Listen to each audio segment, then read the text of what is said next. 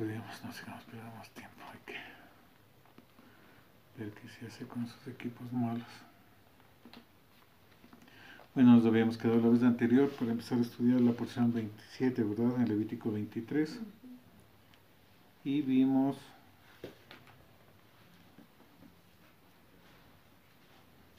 hasta el mandato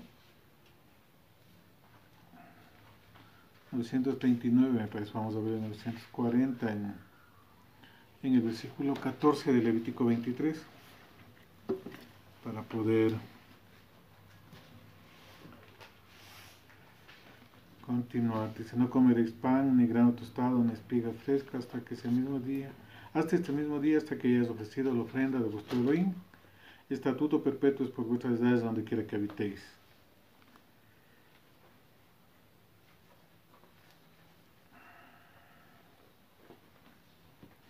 Es decir, aquí está refiriéndose a las primicias que debo primero de dedicarle lo que es del Padre, y luego yo puedo disfrutar del resto de las cosas. Dice: no disfrutes ni el pan, ni el grano tostado, ni la espiga fresca, hasta este mismo día, hasta que hayáis ofrecido la ofrenda de vuestro Elohim. Estatuto perpetuo es por vuestras edades en donde quiera que habitéis. Entonces, es muy importante que respetemos las cosas, ¿no? Porque a veces suele suceder que satisfago primeramente mis necesidades y al último dejo las cosas del Padre. Y aquí nos está dando un orden muy importante, que de primero se debe satisfacer las necesidades del Todopoderoso. Su necesidad en el sentido de que Él requiere la obediencia de su pueblo, de que se le honre. Vamos a 941, versículo 15. Y si contaréis desde el día que sigue el día de reposo, desde el día en que ofreciste la gavilla de la ofrenda mecida, 7 semanas cumplidas serán.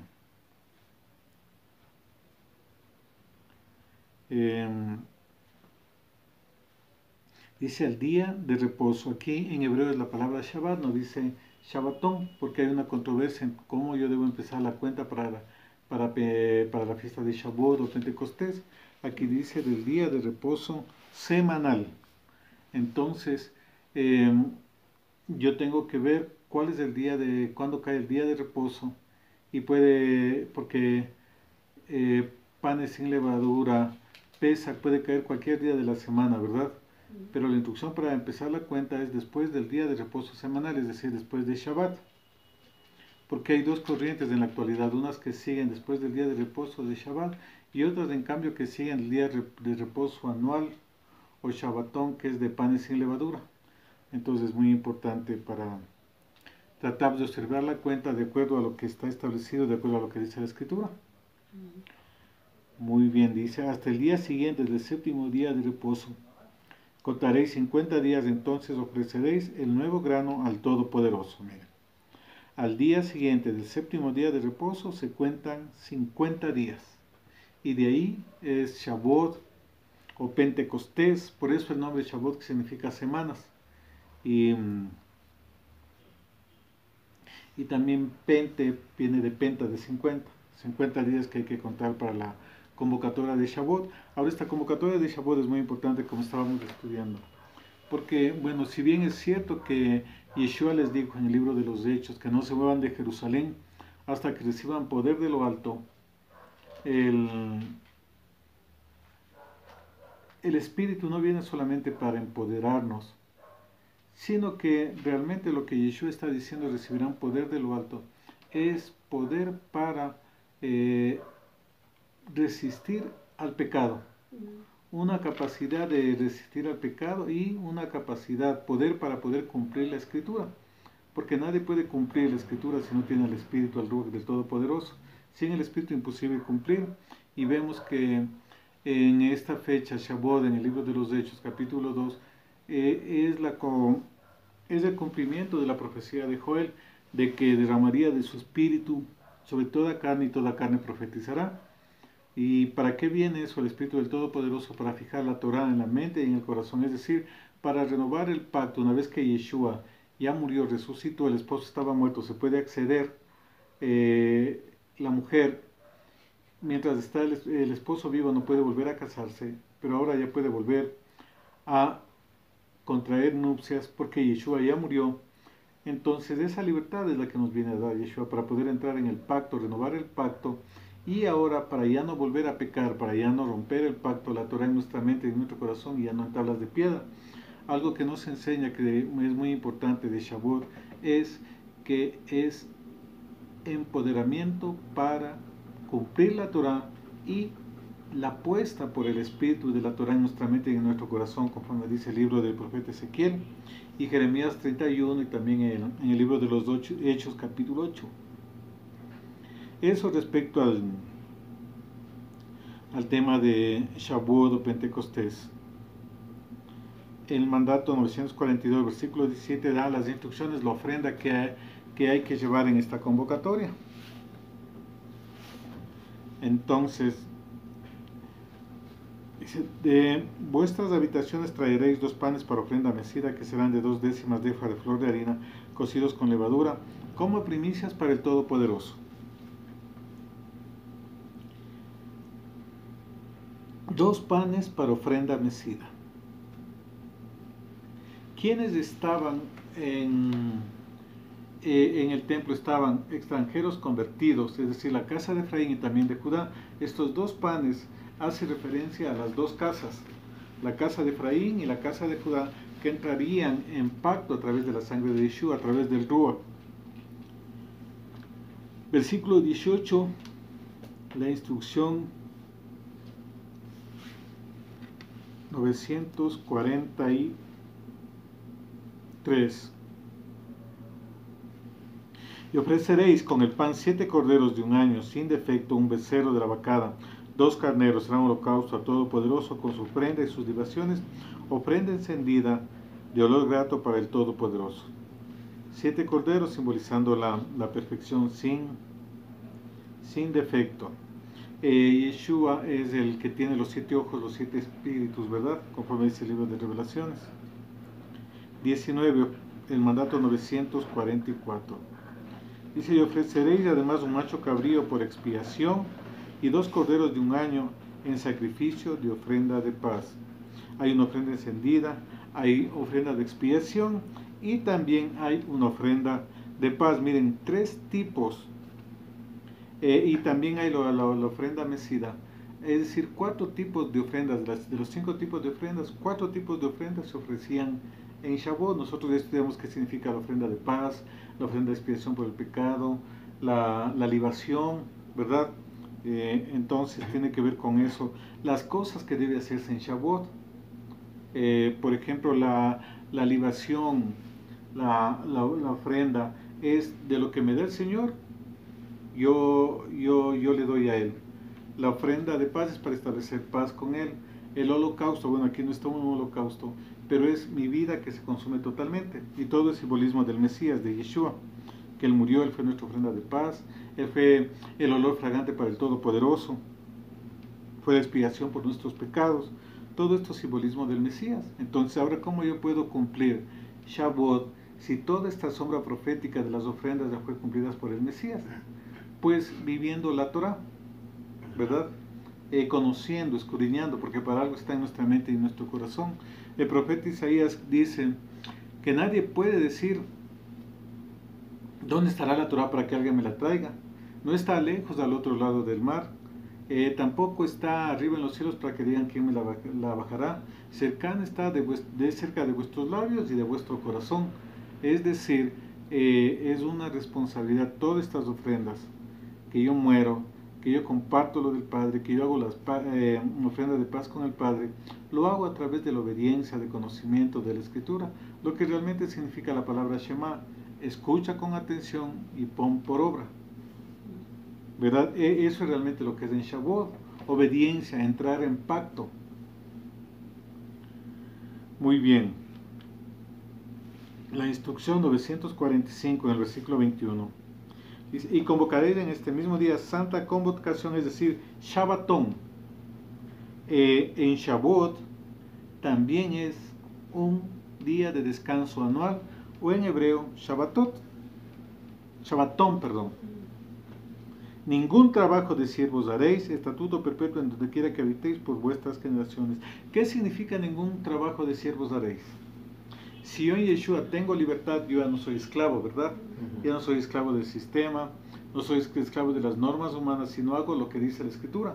Porque yo ya soy libre. Antes estaba bajo el príncipe de la potestad del príncipe de las tinieblas, pero ahora yo tengo libertad en el Mesías. Y no tengo que hacer ningún trabajo de esclavitud, sino que como hijo tengo que hacer lo que el Padre ha determinado que haga. La instrucción 946 en el versículo 22 dice: cuando segaréis la mies de vuestra tierra, no segaréis hasta el último rincón de ella, ni espigarás tu siega, para el pobre y para el extranjero la dejarás, yo Yahvé vuestro Elohim. Miren, aquí está, me hace una conexión las primeras fiestas con antes de empezar las fiestas del mes séptimo, me pone como un puente, un enlace a la misericordia, el amor al prójimo, la ayuda, la acá, la justicia social, la ayuda, ¿verdad? Dice que cuando ciegue, no cosecha hasta el último, ni espigue ni ciega totalmente, sino que la deje para el pobre y para el extranjero. Cuando Yeshua venga, ¿qué es lo que va a hacer? Va a juzgar a los de la izquierda y a los de la derecha, Mateo 25, y todo tiene que ver con ser acá. Estuve enfermo, no me diste de comer, no me visitaste, tuve sed, no me diste de beber, etcétera, etcétera. Tiene que ver, para el Todopoderoso, muy, muy importante es la justicia social, y pasan las primeras convocatorias, pero para yo prepararme para las otras convocatorias, mi vida ya tuvo que haber sido alineada y también empezar un poco en la justicia, en la ayuda hacia los demás, en la medida que sea posible, porque muchas veces, por más que quiera, no va a ser posible ayudar, y tampoco va a ser posible ayudar a todas las personas que tienen necesidad, sino que tiene que ayudar en la medida de sus posibilidades, pero eso sí, no descuidando lo que tiene que hacer, ¿verdad? Y hacerlo en donde la dirección del Todopoderoso, no necesariamente tiene que ser en donde estén de acuerdo todo mundo, porque ese es un problema que uno tiene que hacer elecciones, porque lamentablemente no se va a poder ayudar a todos. Entonces usted tiene que hacer elecciones a quién sí y a quién no, y eso debe pedir la guía del Espíritu para que lo haga, ¿verdad? Porque es muy fácil decir ayudar, pero el momento de ejecutar, cuando yo puedo decir si es fácil ayudar cuando no utilizo mis recursos, pero cuando son mis recursos, ahí es fácil. Entonces, hay que hacerlo con sabiduría, pidiendo la guía del Espíritu y siempre contando con lo suyo, no contando con lo de los otros, ¿verdad? O sea, si yo tengo recursos, yo ayudo. Si no, compartir de lo poco que tenga, pero nunca trabajar en función de recursos de otros, ¿verdad? Es muy fácil decir, sí, da esto, haz esto, y enojarme cuando no lo hago, pero aquel que trabaja, que suda, él sabe cuánto le cuesta, ¿verdad? Y él sabe también a quién puede dar y a quién no puede dar. Entonces es muy importante no olvidar eso, pero hagan con lo suyo, con lo que tengan. Lamentablemente quisiéramos ayudar a todos, pero no es posible. Mandato 947, versículo 24.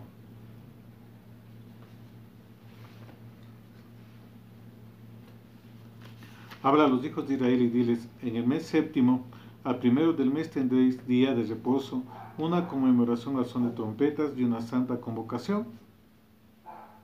Aquí empiezan las convocatorias. En el primer día del mes séptimo tendré convocación, una santa convocación, un Shabbat anual también. El primero del mes séptimo, el mes de Tigre, es una santa convocación. Y esto debemos estar atentos. Tenemos ya los calendarios, tenemos las fechas para poder cumplir estos Shabbat, porque también es muy importante que podamos cumplirlo. Trompetas. ¿Qué tiene que ver con trompetas? Tiene que ver con el levantamiento que tengamos previa a la venida de Yeshua.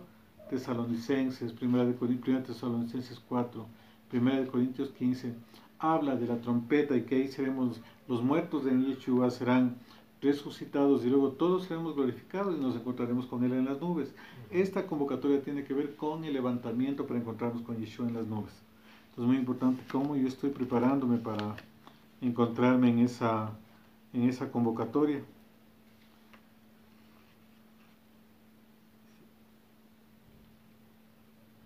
El 25, ningún trabajo de siervos haréis y ofreceréis ofrenda encendida al Todopoderoso. Esta ofrenda encendida es olá, holocausto, es decir, yo cómo debo presentarme, porque para ser levantado usted no va a serle, no podrá calificar si todavía usted no ha muerto a muchas de las cosas que tenemos que morir, que día a día morimos, ¿verdad? Que día a día estamos siendo entrenados, estamos siendo preparados, pulidos de muchas maneras que el Todopoderoso puede hacerlo. Y nosotros debemos de tener los procesos porque muchas veces, no muchas veces, en la mayoría de los casos, quien utiliza para pulir a nosotros es el que está cerca de nosotros, nuestros cónyuges, nuestros hermanos de la congregación, nuestros hijos, nuestros hermanos son los que se encargan de que nosotros tengamos el entrenamiento para alcanzar. Entonces es muy importante no dejarnos provocar por los insultos, por las ofensas, porque hay gente que aparentemente está bien, pero lo está viendo incluso de las palabras que dice, y después cuando llega el momento le saca la puñalada, le dice, interpreta cosas que usted nunca dijo, pero en ese momento le empiezan a calumniarle, a decirle cosas, ¿verdad? Entonces no hay que dejarse provocar por eso, ni detenerse, debemos morir, pero una ofrenda encendida para que el Todopoderoso pueda realizar su trabajo. Hay que entender que en eso más bien bendecir a la gente que nos maldice, que nos calumnia, que aparentemente está a nuestro lado para ayudar, pero en realidad no están para ayudar, solamente están para fijarse lo malo. Lamentablemente así es la naturaleza humana, pero hay que aprender a sobrevivir y avanzar con todas esas cosas que el Padre pone alrededor de nosotros. Entonces aquí una ofrenda encendida, es decir, que se consuma totalmente para que pueda ser levantado. El mandato 949, en el versículo 27, dice: a los 10 días de este mes séptimo será el día de expiación, y tendréis santa convocación, y afligiréis vuestras almas, y ofreceréis ofrenda encendida al Altísimo. El 10 del mes séptimo es el día de la expiación, también es un Shabbatón, un Shabbat anual que debe ser guardado, que debe ser observado, y tiene que ver con el día de la expiación o reconciliación. El mandato 950 en el versículo 28 dice: ningún trabajo haréis en este día, porque es día de expiación para reconciliaros delante del Todopoderoso. Miren, aquí si bien no es una instrucción para que la haga el hombre, pero es una instrucción informativa que el Todopoderoso está poniendo para el hombre, ¿verdad? Le dice: observa este día, porque este día es para que tú te reconcilies con el Creador. Es un día en que el Todopoderoso se reconcilia con su pueblo, por eso es un día muy importante y debe ser observado. Ahí está el objetivo, para qué sirve las convocatorias. Todas las convocatorias tienen una razón de ser, tienen un objetivo, fueron puestas por una condición específica, y aquí este día es día para reconciliarse. Y esto lo hacía el sumo sacerdote. Ahora tenemos el sumo sacerdote Yeshua, que también en esta fecha está reconciliándonos delante del Todopoderoso en el templo celestial. Y es oficio sacerdotal. Es un día para recordar el ministerio de la reconciliación que está de 2 Corintios 5, ¿verdad? Que a nosotros nos fue dado el ministerio de la reconciliación. Es decir, es un oficio sacerdotal que se debe realizar en este día. Y el libro de los Hechos habla mucho, la mayoría está concentrado en Yom Kippur. Es un libro para sacerdotes, no es para cualquier persona. Debe leerse con el entendimiento de que ahora nosotros somos sacerdotes. Ahí hay el protocolo de lo que deben hacer los sacerdotes en el orden de Melquisedec. Muy bien. 951. Versículo 29, porque toda persona que no se afligiere en este mismo día será cortada de su pueblo. ¿Qué significa afligirse? No es latigarse, unos lo han interpretado como hacer ayuno.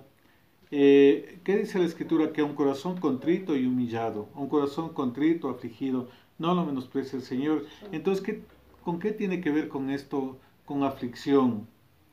No es vestirse de silicio, de ceniza, sino que tiene que ver con una actitud interna, ¿verdad? De reconocimiento de mí, de humillarme delante del Creador, de reconocer, porque es un día de reconciliación. Entonces, cuando hay una verdadera reconciliación, cuando usted reconoce sus faltas, cuando usted está dispuesto a enmendarlas, ¿verdad? Ahí es cuando se produce una verdadera reconciliación.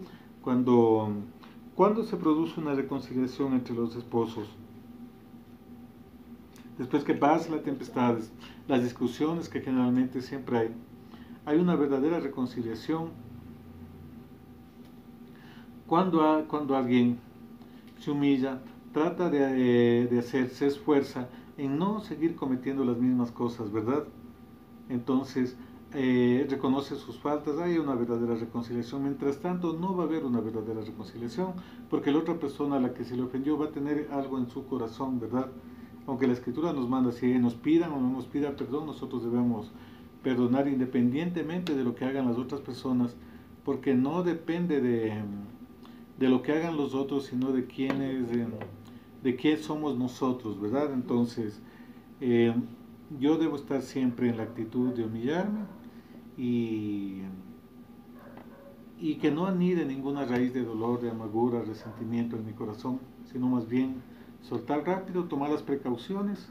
Eh, si usted ya conoce las personas, cómo actúan, entonces usted evite situaciones en las que, en las que pueda volver a,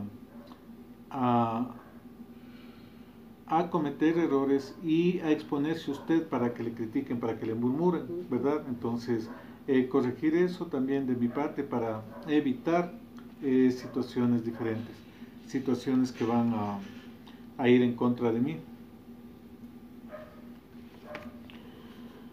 Muy bien.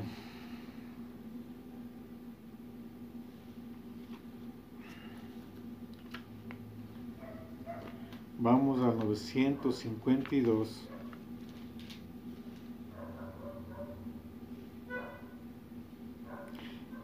En el versículo 32. Aunque esto ya vimos en Bereshit 1, pero veamos cómo, aquí ordena cómo celebrar las convocatorias. Las otras también, Pesach también dice lo mismo. Dice, día de reposo será vosotros y afligiréis vuestras almas. Comenzando a los 9 días del mes de la tarde, de tarde a tarde guardaréis vuestro reposo. Entonces, mire, al atardecer que empieza este Shabbat anual del día de la expiación o día de la reconciliación. Es un Shabbatón. Muy bien, ahora sí vamos a la 953. Versículo 34 dice, habla a los hijos de Israel y diles, a los 15 días de este mes séptimo será la fiesta solemne de los tabernáculos al Todopoderoso por 7 días. Miren, aquí la última convocatoria, la de Sukkot, o tabernáculos, o cabañas, también Sukkot significa cabañas en hebreo, empieza el 15 del mes séptimo. El Todopoderoso todo tiene establecido en los tiempos adecuados, en las estaciones adecuadas.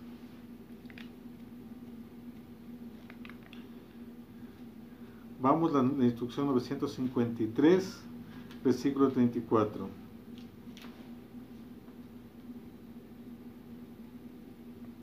Aunque ya le leímos ese, ¿verdad? Vamos al 954 en el versículo 35. El primer día habrá santa convocación, ningún trabajo de siervos haréis. Miren, vemos en estas convocatorias, el día 1 del mes séptimo es un Shabbat anual, Teruah. El día 10, el día de reconciliación, es un Shabbat anual, también debo descansar. Y aquí el primer día de tabernáculos, que se celebra por 7 días, también es un día de reposo. Y es muy importante esto conocer para poder observarlo. Vamos al 955, versículo 36. 7 días ofreceréis ofrenda encendida al Todopoderoso. El octavo día tendréis santa convocación y ofreceréis ofrenda encendida al Altísimo. Es convocatoria, ningún trabajo de siervos haréis. Miren, 7 días de ofrenda encendida al Todopoderoso. Esto representa también los 7 milenios. Recordemos que cabañas o Sukkot tiene que ver con la manifestación del Padre en nosotros y la manifestación del Padre luego en el séptimo milenio, ¿verdad? Aquí hay algo muy importante, dura 7 días, pero dice: el octavo día tendréis santa convocación y ofreceréis ofrenda encendida al Todopoderoso. Ningún trabajo de siervos haréis. El octavo día, aquí me indica que también es un Shabbat anual, y este en hebreo se llama Shemini Atzaret, que implica un nuevo comienzo. Y en esta fecha empieza también los ciclos de lectura de la Torá, nuevamente los ciclos anuales. Entonces, aquí hay una diferencia, dura 7 días, pero el octavo es reposo. ¿Por qué? ¿Por qué esto? Porque siempre, y aquí este texto nos conecta, siempre el 7 está relacionado con el octavo. En realidad, en el diseño del Padre no hay día octavo, ¿verdad? Son 7 días. El 7 precede al octavo, es puerta para el octavo, que representa la eternidad. Por eso en el libro de Bereshit, en el capítulo 2, cuando habla del séptimo día, no menciona fue la tarde y la mañana del séptimo día. Ahí me da una noción de eternidad. Entonces aquí sí celebra el 7, pero el octavo es reposo. Entramos al reposo del Padre. Muy bien. Vamos ahora 956, el versículo 37. Estas son las fiestas solemnes al Todopoderoso, a las que convocaréis santas reuniones, escados, o sea, apartadas para el Padre. No puedo utilizar estas fechas para otras cosas. Ya vimos la semana anterior que yo no debo topar lo consagrado al Padre, lo cados al Padre, ¿verdad? ¿Y qué consecuencias hay si es que yo topo lo que es consagrado al Padre?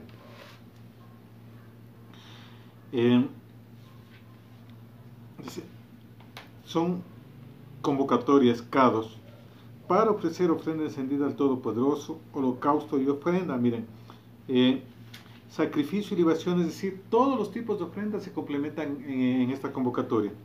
Dice: cada cosa en su tiempo, no es cuando yo quiero, es cuando el Padre ha determinado.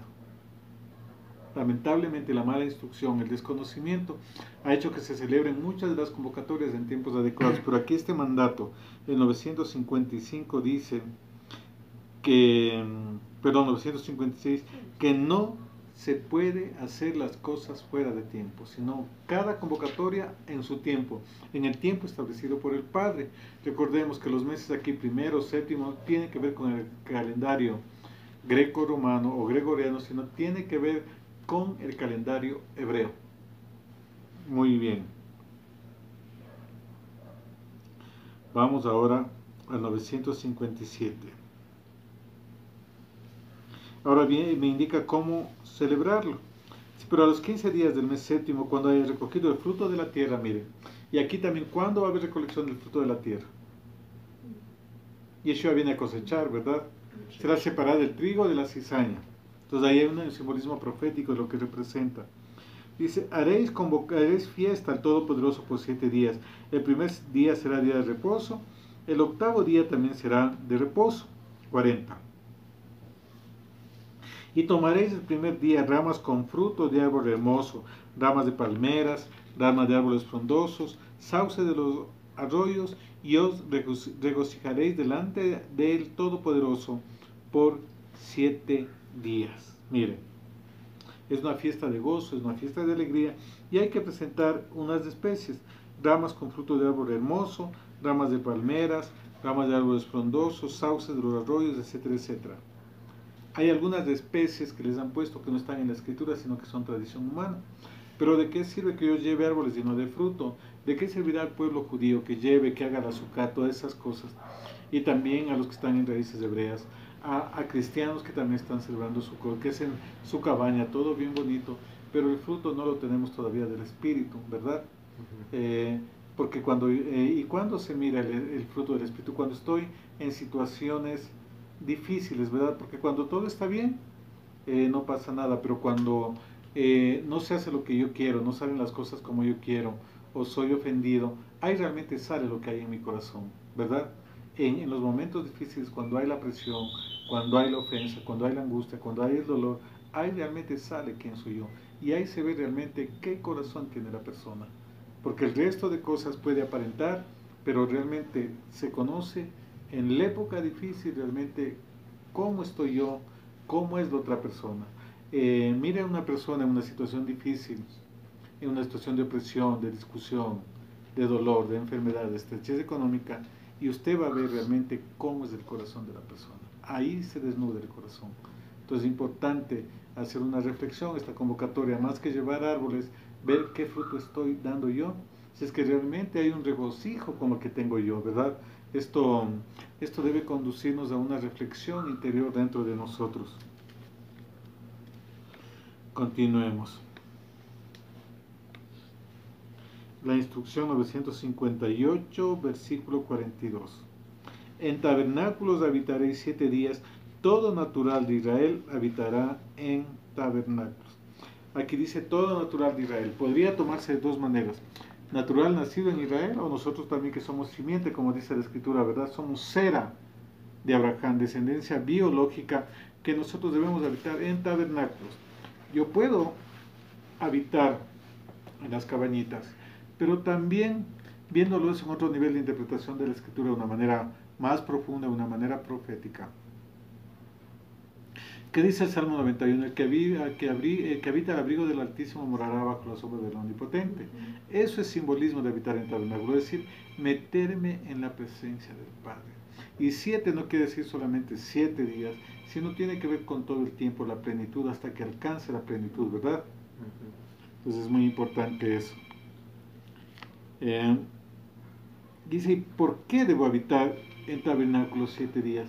Todo hay una razón, y lo mismo que Pesach. ¿Por qué celebran esto? Dice, porque en este día sacó el Todopoderoso a sus huestes de Egipto. Aquí dice, ¿por qué? En el versículo 43. Para que sepan vuestros descendientes que tabernáculos dice yo habitar a los hijos de Israel, cuando los saqué de la tierra de Egipto, yo Elohim vuestro, yo Yahvé vuestro Elohim. Miren, es para que sepan que ellos habitaron en tiendas, en situación difícil en el desierto, pero ahí se manifestó la presencia del Padre que no permitió que mueran. Es decir, para que recuerden que no dependen de las circunstancias externas, sino que dependen del Todopoderoso en sus vidas. De quién los está guiando, de quién los ha llamado. Si tal vez vea cosas difíciles, momentos difíciles que siempre van a pasar, como cuando el pueblo estaba en el desierto, pues usted recuerde que el pueblo de Israel también estuvo en un momento y pasando por situaciones muy difíciles en el desierto, pero nunca faltó el maná, nunca faltó la nube, nunca faltó la columna de fuego, su vestido no envejeció, su calzado tampoco se quedó corto, sino que crecía con ellos, ¿verdad? Entonces hubo cosas naturales para que recordemos el poder del Todopoderoso, que no nos va a dejar desamparados. Por más difícil que sea la situación por la que podamos estar pasando, porque como seres humanos y ante las circunstancias, ante las adversidades, ante tantas cosas que pasan alrededor de nosotros, pues nosotros podemos pensar de que no vale la pena seguir trabajando, ¿verdad? ¿Para qué voy a estar en esto si en vez de cosechar algo, de cosechar muestras de agradecimiento, más bien obtiene todo lo contrario, ¿verdad? Eh, a veces ayuda usted a las personas y en vez de que le agradezcan, le muerden la mano. No veo, más bien vine a los caminos del Señor, vine a las raíces hebreas y más bien todo está yéndose para atrás, ¿verdad? No hay paz, pero recuerden esto, esta convocatoria es para que ustedes recuerden que el pueblo habitó en tabernáculos, en situaciones muy difíciles, pero el Padre tomó control de la adversidad, de las situaciones difíciles y protegió a su pueblo. Entonces es muy importante saber por qué festejo, ¿verdad? ¿Por qué celebraba Yom Kippur?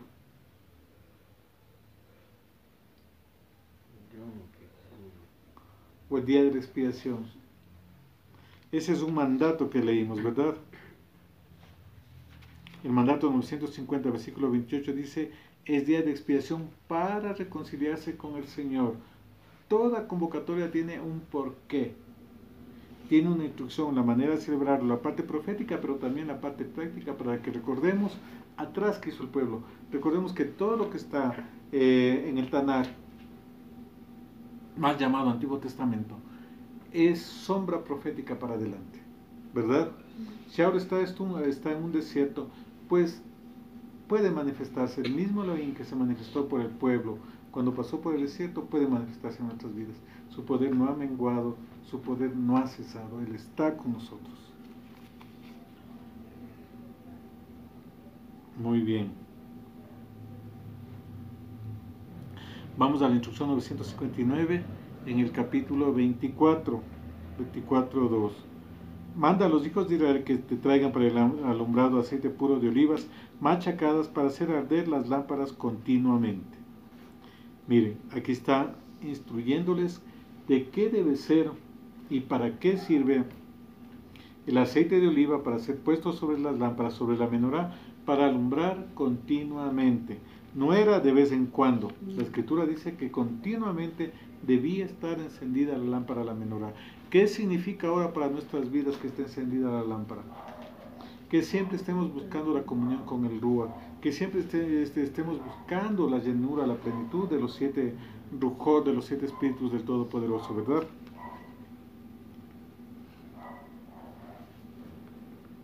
La instrucción 960, versículo 3. Fuera del velo del testimonio. ¿Cuál es el testimonio? El lugar santísimo. El testimonio, el arca, ¿verdad? El arca del testimonio. En el tabernáculo de reunión la dispondrá Aarón desde la tarde hasta la mañana delante de Yahvé.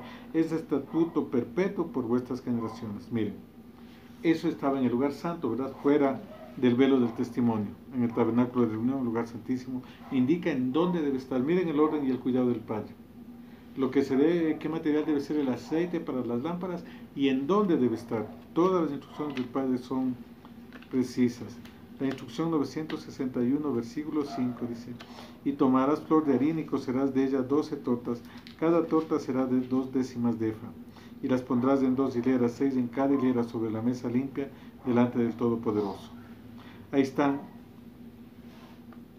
las 12 tortas, que se les llama los panes de la presencia, los panes de la proposición, y representan a las 12 tribus de Israel. También esto representa la lámpara, tiene que ver con palabra de ciencia, palabra de sabiduría, profecía, tiene que ver la menorá, las 2 hileras de estos panes que tenía que poner ahí, que era para consumo de los sacerdotes en Shabbat. Simbolismo de las 2 casas también. Simbolismo también de los dones de sanidades y de milagros.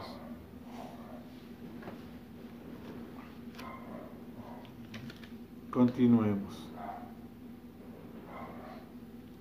La instrucción 962, versículo 8. Respecto a los panes el pan que tenían que ponerle.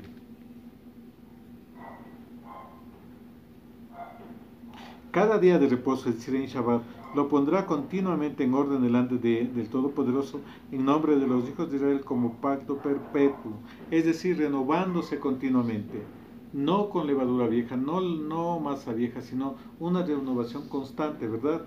Y eso lo hacían en Shabbat, miren.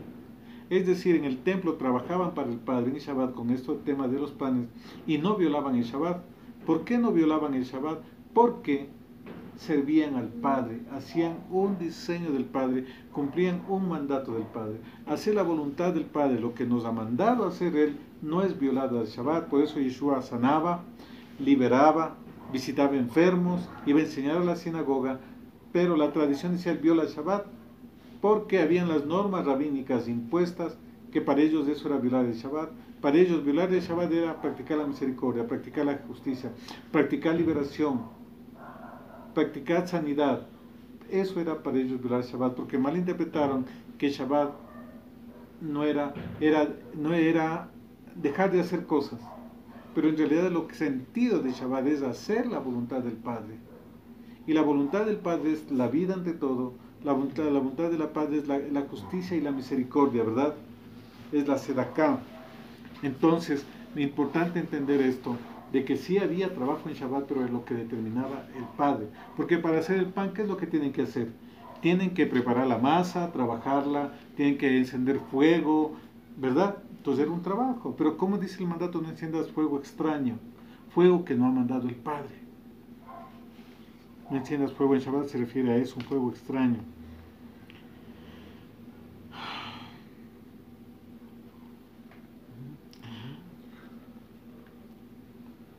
Vamos a la instrucción 963 y vamos a ver acerca de la blasfemia al nombre del Todopoderoso. En aquel tiempo el hijo de una mujer israelita, el cual era hijo de un egipcio, salió entre los hijos de Israel, y el hijo del israelita y un hombre de Israel vinieron en el campamento. Miren, hijo de un egipcio, de madre israelita. Y el hijo del versículo 11, el hijo de la mujer israelita blasfemó el nombre y maldijo. Entonces lo llevaron a Moisés, y su madre se llamaba Salomid, hija de Dibri, de la tribu de Dan, y lo pusieron en la cárcel hasta que les fuese declarado por palabra de Yahvé. Y Yahvé habló a Moisés diciendo: saca al blasfemo fuera del campamento, y todos los que le oyeron pongan sus manos sobre su cabeza y apedréalo toda la congregación. Miren, el apóstol Juan dice que hay pecado de muerte por el cual él no recomienda orar, ¿verdad? Hay pecados que en la voluntad del Padre, por ejemplo con Ananías y Zafira, ellos no tuvieron opción. ¿Cuál fue el pecado de Ananías y Zafira? ¿Tomar eso? No, porque era suyo. ¿Cuál fue el pecado? Aparentar una falsa misericordia, aparentar una falsa bondad, desprendidos de todo, pero mintieron y se detuvieron con una parte, era para impresionarle, ¿verdad? Para tratar de engañar a aquellos que estaban al frente ahí en Jerusalén, y el castigo fue una muerte inmediata, no tuvieron ninguna opción. ¿Quién puede determinar eso ahora? Solamente el Todopoderoso, por eso lo ejecuta Él, no nosotros ahora. Nosotros, ¿cuál es nuestro mandato? No matarás, ¿verdad? Sí, la Escritura dice esto, pero tú no mates, deja eso que la justicia la ejecute el Padre, ¿verdad? Porque si no, ¿cuántos estuvieran ya muertos?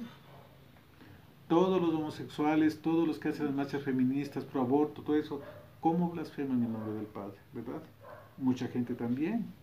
Lo que está pasando ahora, blasfemar el nombre del Padre, no solamente es hablar, maldecir el nombre. Ahora justo lo que estábamos comenzando hoy tarde, que ya el pecado en la iglesia cristiana, y digamos de los creyentes en general, ya no solamente está en el adulterio, en el robo y en la mentira, sino que ahora ya llegó al homicidio. Un pastor de la iglesia cuadrangular asesinó a una joven de ahí. Miren a dónde ha llegado la blasfemia al Todopoderoso. Y eso de ese caso que se sabe. ¿Cuántos casos más habrán así por toda la tierra? ¿No? Es realmente algo muy...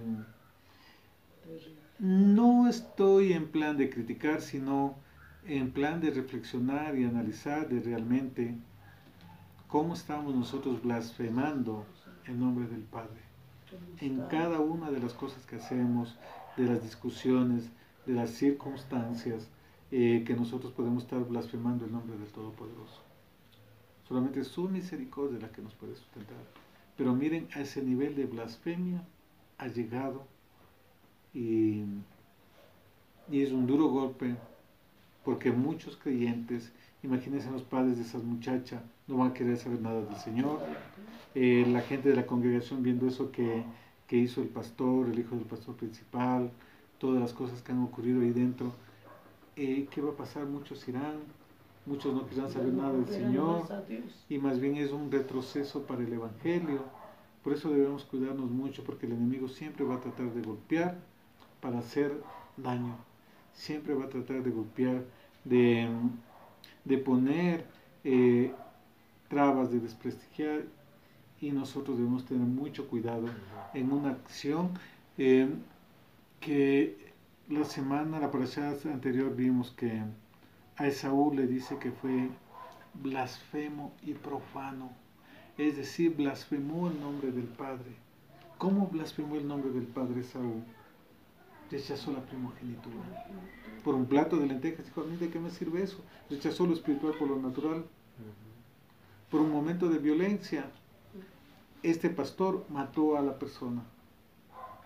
Por un momento de pasión, lo espiritual se vende por una minifalda, por acostarse con alguien, con un hombre o con una mujer, porque varones y mujeres de las mismas condiciones, blasfemando el nombre del Padre, maldiciendo el nombre del Padre, quizás no con palabras, pero sí con las acciones. Cuando yo reacciono mal, cuando hablo cosas que no debo hablar, que supuestamente de mí deben salir palabras de bendición, no de maldición, y yo saco cosas negativas, yo estoy blasfemando el nombre del Padre, ¿verdad? Estoy blasfemando al Espíritu de gracia. Entonces, miren, aquí sí dice blasfemar el nombre, lo dijo en palabras, pero ¿y ahora nosotros? ¿Estamos blasfemando no nosotros el nombre de nuestro Padre Celestial? Con nuestras acciones, con nuestra forma de vida, con nuestras palabras. En todo lo que hacemos, fuera de la congregación, en los trabajos, en el hogar, en el trato día a día, en los negocios, en todas las actividades que yo hago, la reflexión sería, ¿blasfemo o no blasfemo el nombre del Padre? ¿Prefiero las cosas espirituales o las naturales? Por un partido de fútbol no voy a la reunión. Generación Esaú prefiere lo mundano, lo natural, a lo del Padre, blasfemando el nombre del Todopoderoso. ¿Y cuántos estamos así, en una condición de blasfemia delante del Padre? Podemos reflexionar, humillarnos para alcanzar la misericordia, porque no es que ya se hizo ya, todas nuestras acciones lamentablemente van sobre nuestra descendencia. Pues no sabemos por qué pasa tal cosa, y es por cosas que yo estoy haciendo, porque la Escritura dice que se dará la maldad de los padres sobre los hijos hasta la tercera y cuarta generación. La descendencia, por ejemplo, del hijo del pastor seguirá esa cadena misma, si no cortan. Si ellos se arrepienten, y ellos se arrepienten del corazón. Muy difícilmente podrán ejercer un sacerdocio, no siempre va a haber eso sobre ellos. La sangre, o sea, es sangre sobre una descendencia. La justicia ya dijo que toditos los de la casa, los familiares deben saber, o sea, que van a investigarles a todos. Mira, es fuerte. Porque si no denuncian ya son cómplices. Una herida no sanada puede dañar todo el cuerpo. Por eso hay que tomar acciones a tiempo. Miren, en la instrucción 964 dice: cualquiera que maldijere a su Elohim llevará su iniquidad. Mira, iniquidad se establece cuando se blasfema el nombre del Todopoderoso. 965 versículo 16: y el que blasfemar el nombre de Yahvé ha de ser muerto, toda la congregación lo apedreará, así el extranjero como el natural, si blasfemare el nombre, que muera. Miren, que eso solo para los israelitas, no dice el natural y el extranjero. Cualquiera que haya venido, si blasfema el nombre, tiene una pena de muerte. Ahora, ¿cómo lo ejecutará el Padre? Esto no sé cómo lo ejecutará. Porque a nosotros no nos está permitido matar. Aquí vamos a ver ejemplos y ustedes me van a decir qué tipo de Torah es. Versículo 17, la instrucción 966, ¿verdad? 966, no estaba bien claro el número. Ya. Asimismo, el hombre que hiriere de muerte a cualquier persona, que sufra la muerte. Aquí está el ojo por ojo, diente por diente. Si lo mató, debe morir. ¿Qué Torah es esta? De muerte. Es una Torah de muerte. Esta no podemos ejecutarla nosotros. No deberíamos. El versículo 18, la instrucción 967. El que hiere a algún animal ha de restituirlo animal por animal. ¿Qué tipo de Torah?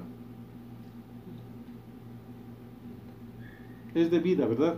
Si usted hiere a un animal, tiene que restituir al animal. Ah, no, qué pena, se murió. No, tiene que restituirlo. No es que qué pena, lo siento mucho. Tiene que haber restitución. 968, versículo 19. 19-20, vale. El que causare lesión a su prójimo, según hizo, así le sea hecho. Rotura por rotura, ojo por ojo, diente por diente, según la lesión que haya hecho a otro, se hará a él. Esto es lo que dice Yeshua, ¿verdad? Oíste que fue dicho, mas yo os digo. Oíste que fue dicho ojo por ojo, diente por diente, pero él dice, mas yo os digo, bendecid a vuestros enemigos. Si te abofetean en una mejilla, muestra la otra, ¿verdad? Aquí esta es una Torah, está escrito, pero es una Torah de muerte. Miren, y este es un excelente ejemplo para comparar y entender que no todo lo que está escrito yo puedo cumplirlo. O sea, Yeshua no se estaba inventando nada, porque sobre el otro está la misericordia. En Levítico 19 aparece, no recuerdo bien ahorita, está que no debo procurar la venganza, dice el Levítico 19, versículos 17 y 18, las instrucciones 861 y 862, dice, no aborrecerás a tu hermano en tu corazón, razonarás con tu prójimo para que no participes de sus pecados, no te vengarás, ni guardarás rencor a los hijos de tu pueblo. Miren, aquí hay un mandato, dice, no te vengues, no guardes rencor, pero aquí dice, ojo por ojo, diente por diente, el daño que te hizo, ese hazle. ¿Cuál aplica usted? ¿Qué Torah es esta?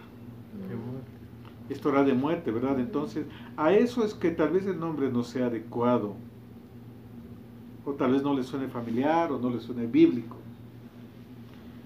Pero a esto es lo que me refiero, leyes que aparentemente están contradictorias, pero que sopesan mi corazón, a ver si las ejecuto, porque alguno puede venir y leer, dice, aquí está, me hizo esto y yo también le hago lo mismo, ¿verdad? Porque me hizo esto, me dijo esto, entonces yo también voy a hacer lo mismo, yo también voy a decir lo mismo, pero ahí está probándose mi corazón, cuánta vida tiene, cuánto ruach tiene. La instrucción 969, versículo 21, el que hiere algún animal a restituirlo, más el que hiere a un hombre de muerte, que muera. ¿Esta qué Torah es? Es de muerte, ¿verdad? Pero miren cómo hace el Padre. Si le hiere a un animal, lo restituye. Pero si le hiere de muerte a un hombre, tiene que morir, tiene que morir. Se sopesa mi corazón. Y eso también pone para que yo lo vea con entendimiento, para que preste atención. Está más fácil hacer. La instrucción 970 dice, un mismo estatuto tendréis para el extranjero como para el natural, porque yo, Yahvé, soy vuestro Elohim. De nuevo vuelve a repetirse, aunque este no debería ser la instrucción 970, porque esto ya vimos en Éxodo, ¿verdad? Hay un mismo estatuto, tanto para el natural como para el extranjero. Es decir, esto no es solamente para los judíos. Esto no es solamente para los israelitas nacidos en tierra de Israel. Son todos aquellos que vienen a los caminos del Señor. Es para todos aquellos que invocan el nombre de Yahvé de los ejércitos. Todos aquellos que invocan el nombre de Yeshua, que se cobijan bajo la simiente de Abraham, tanto para el natural como para el extranjero, es decir, es tanto para Judá como para Efraín. Efraín que está regado en las naciones. Y los gentiles que se adhieran que no pertenecen a una tribu, sino que quieren venir, como Rula, la moabita. Usted vino a los caminos del Señor, está estudiando la palabra, invoca el nombre de Yeshua, aunque diga Jesús, usted tiene que cumplir los estatutos, porque hay un solo estatuto para el natural y para el extranjero. Es falso, hay algunas corrientes que dicen, no, para los extranjeros solamente lo que está en Hechos 15, no alogado, no lo sacrificado a los ídolos, no comer sangre y apartarse de fornicación. Eso no es así. Otra isla que para los extranjeros son solamente las 7 leyes de Noah. Y se inventaron unas leyes puestas ahí. Un solo estatuto, tanto para el natural como para el extranjero. Si usted vino a los caminos, tiene que empezar a guardar y pedir revelación cómo debe guardar esto. Muy bien, hasta aquí vamos a quedar. La próxima semana continuamos del capítulo 25 y 26, que habla sobre bendición y maldición, que es muy importante. Pero ahora lo importante del estudio de esta noche: no blasfememos el nombre del Señor. Él no tiene la culpa de nuestros problemas, de las cosas que pasemos. Si invocamos su nombre, si estamos en calidad de hijos, pues procuremos, esforcémonos por mantener un comportamiento como hijos. Y lo más difícil, pedir que Todopoderoso nos dé la sabiduría, la mansedumbre, para no caer ante las provocaciones, porque de esas van a haber muchos, ¿verdad? Entonces, shalom, y que Todopoderoso nos revele, nos ministre